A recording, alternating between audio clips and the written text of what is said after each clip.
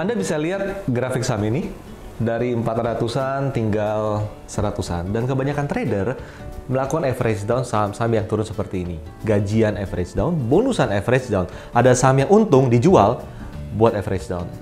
Di video kali ini kita akan bahas mengenai bagaimana kita mengantisipasi harga saham yang turun terus dan jangan kita gila untuk average down. Bersama saya, Rio Rizaldi. Thank you untuk teman-teman yang sudah subscribe channel Galeri Saham. Untuk teman-teman yang belum, silakan subscribe agar Anda bisa mendapatkan video-video terbaru kita, video edukasi yang pasti akan sangat bermanfaat untuk kesuksesan teman-teman sekalian. Satu video berjuta manfaat.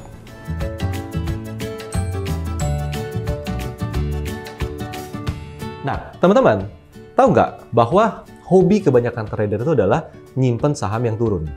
Nah, yang jadi masalah di sini adalah ketika harganya turun-turun, dia selalu berpikir bahwa nanti saya bisa dapat untung lebih besar. Karena apa? Let's say nih, dia beli di harga 400, dia beli harga tinggal 300. Maka dia akan berpikir bahwa kalau saya beli di 300 dulu, kalau dia balik ke 400 atau sampai ke target price di 600 misalnya, saya dapat untung lebih besar. Tapi ujung-ujungnya apa? Ujung-ujungnya adalah karena dia udah terlanjur nyangkut, dia akhirnya membeli di harga yang lebih murah. Istilah adalah average down di sana. Nah, ketika dia beli di 400 dan average down di 300, maka rata-rata dia, let's say katakan di 350. Dengan harapan apa? Dengan harapan bahwa nanti kalau harga naik ke 400 atau nanti naik ke 600 target yang ada di kepalanya, saya akan untung besar. Tapi yang terjadi apa? Yang terjadi adalah trader tersebut bertindak melawan market. Market menjual, dia membeli. Jadi, pertama, dia bukan melawan market sih sebenarnya. Dia menolong market. Ada orang jualan, sini gue beli. Ada orang jualan, sini gue beli. Dan ujung-ujungnya apa? Ujungnya adalah ketika harga dari 300 ke 200, dia melakukan average down lagi. Wah, udah murah nih. Karena dari 200 ke 600, target dia, itu udah 3 kali lipat. Nah, dia lakukan pembelian di 400, 300, 200, let's say dengan nominal yang sama. Maka pada akhirnya dia punya rata-rata di 300. Oke? Nah, yang terjadi apa? Disinilah muncul namanya greedy. Greedy, bahwa apa? Kalau saya beli saham ini, saya yakin ini bagus, pasti bagus, saya punya banyak, maka saya akan untung besar. Dan dia teringat bahwa ada role model investor yang kalau beli saham dikumpulin terus bisa bertahun-tahun dan dia akan berpikir bahwa saya akan melakukan hal yang sama. Bedanya adalah sahamnya beda, teman-teman. Dari 200 ke 100 dia lakukan lagi average down. Ujung-ujungnya apa, teman-teman? 400 dibeli, 300 dibeli, 200 dibeli, 100 dibeli.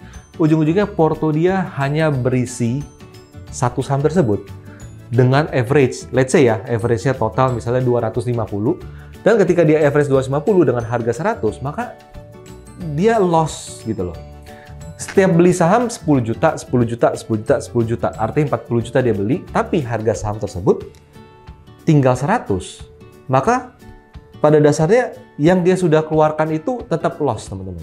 Ujung-ujungnya, orang ini tidak lagi berpikir 600 target yang ada di kepala dia atau yang diomongin oleh teman-teman atau diomongin oleh para trader di pasar. Tapi yang dia bayangkan sini adalah, ya udah deh, saya udah kayaknya 600 tuh nggak mungkin deh, ini mustahil. 400 udah tinggal 100. Apa yang terjadi? Ya udah deh, average price-nya di 250. Ya udah, gimana caranya saya bisa keluar lebih cepat? Ujung-ujungnya pengen profit besar, tapi lama-lama pengen kabur lebih cepat. Ujung-ujungnya yang terjadi apa? Dia lakukan average down terus, teman-teman. Agar average down yang tadinya 250 dibikin jadi tinggal 170. Tapi, teman-teman, sadar nggak? Ketika orang melakukan itu, gajian average down, bonusan average down, ada saham yang untung di average down, ada deposito dicairin average down, ujung-ujungnya dia menjadi trader yang menjadi gambler. Bahwa dia berspekulasi bahwa apa yang dia lakukan itu benar agar dia bisa mendapatkan keuntungan yang lebih maksimal. Dan pada akhirnya ternyata dia pengen kabur lebih cepat.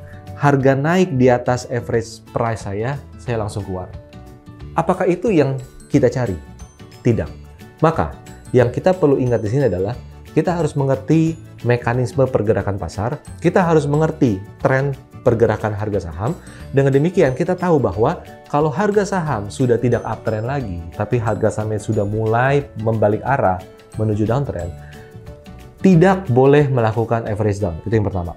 Yang kedua adalah kalau bisa jual saham posisi awal lebih segera. Dengan demikian, uang yang tadi kita spend untuk membeli itu masih menjadi uang dan kita bisa beli at least di harga yang terendah tersebut di 100, atau kalau nggak tutup buku. Lupakan saham ini, cari saham lain yang potensial. Jadi teman-teman, seberapa seringkah Anda average down dan berapa banyakkah saham-saham yang Anda miliki di porto yang selalu Anda average down dan berapa besar nilainya? Yuk coba share di komen dan kita akan bahas langsung mengenai solusi-solusi yang bisa Anda lakukan. Semoga bermanfaat.